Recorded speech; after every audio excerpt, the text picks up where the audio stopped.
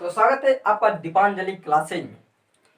आपको हम बता दें कि आपका जो है 15/6/2020 से आपका क्लास स्टार्ट होने वाला है दीपांजलि क्लासेज पर, जो कि आपका 10th क्लास का होगा।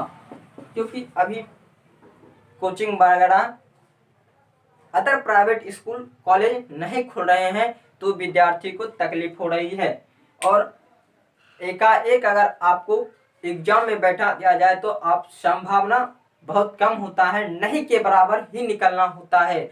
आप परीक्षा पास नहीं कर पाएंगे। इसलिए हमने निर्णय लिया है कि हम ऑनलाइन क्लास को स्टार्ट करेंगे और अब 10th क्लास को हम वीडियो प्रोवाइड करेंगे। अगर आप लोग रेगुलर बेसिस वीडियो पाना चाहते हैं तो आपको वीडियो मिलेगा और आपका वीडियो का जो है समय निर्धारण कर दिया जाएगा और समय पर मिलेगा। आपको 8 से 9 के बीच में जो है आपको केमिस्ट्री का वीडियो मिलेगा और 4 बजे से 5 बजे शाम के बीच आपको बायोलॉजी का वीडियो मिलेगा। इतना बजे आपको केमिस्ट्री और इतना बजे बायोलॉजी, ये सुबह में मिलेगा और ये शाम में मिलेगा। सुबह वाला वीडियो जो मिलेगा उसको आप देखकर आप इतने देर जितना समय मिल रहा है उतने देर में आप उसको रिवाइज भी कर सकते हैं और इसको भी आप सुबह होते होते आप रिवाइज कर सकते हैं।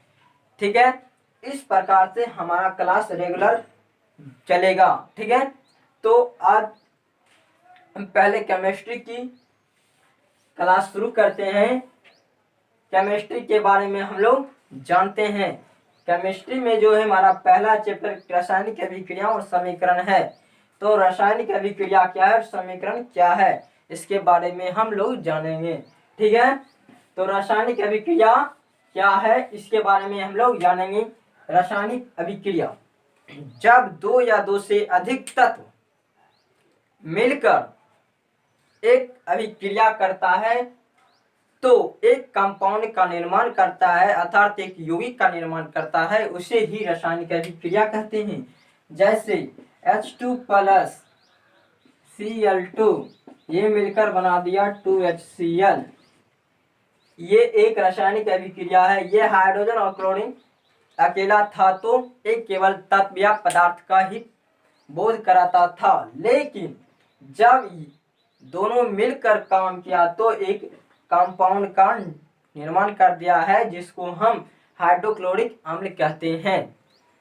जिस तरह से मजदूर लोग 2-3 मजदूर मिलकर एक मकान को बनाता है, उसी प्रकार से 2 या 2 से अधिक तत्व मिलकर एक यौगिक का बनाता है।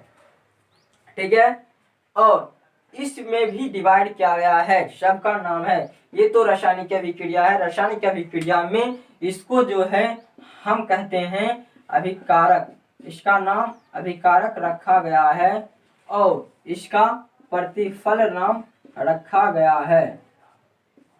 इसको अभिकारक कहा जाता है और इसको प्रतिफल कहा जाता है।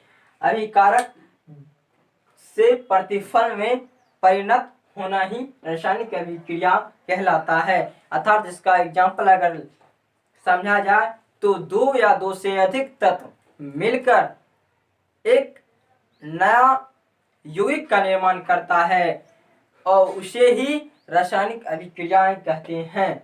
और इसका एग्जाम्पल कुछ और देख लें। H2 plus O2 equal to 2H2O, ये एक प्रकार का भी रासायनिक अभिक्रिया है। ये पहले हाइड्रोजन ऑक्सीजन था, अकेला तो कुछ नहीं था, सिर्फ एक पदार्थ था, लेकिन अभी ये जो है एक जल बना दिया है। ये भी अभिकारक है।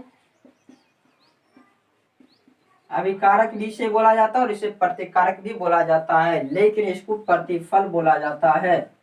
ठीक है, इस प्रकार से रासायनिक अभिक्रियाएं होती है। अब बारी आती है रासायनिक समीकरण की। ठीक है, अब रासायनिक समीकरण क्या है इसको ठीक से समझना है। क्या है रासायनिक समीकरण। ठीक है, तो रासायनिक समीकरण यह है, जो रासायनिक अभिक्रिया में पदार्थ भाग लेते हैं उसका जो संक्षिप्त निरूपण होता है, उसको जिस रूप में व्यक्त किया जाता है उसे ही रासायनिक समीकरण कहते हैं। क्योंकि पहले हम जो है किलोग्राम को सीधा हिंदी में लिख देते, किलोग्राम को इतना बड़ा लिखना पड़ता था, लेकिन जब एसआई पद्धति में जब हुआ तो उसमें हमारा जो है केजी निरूपण दिया गया है।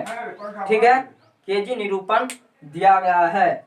और उसी प्रकार से अब हाइड्रोजन को एस से स्विच किया जाता है, इसी को हम रासायनिक समीकरण कहते हैं। ठीक है, और हमने इस चैप्टर के बारे में इंट्रोडक्शन पूरा जान लिया है।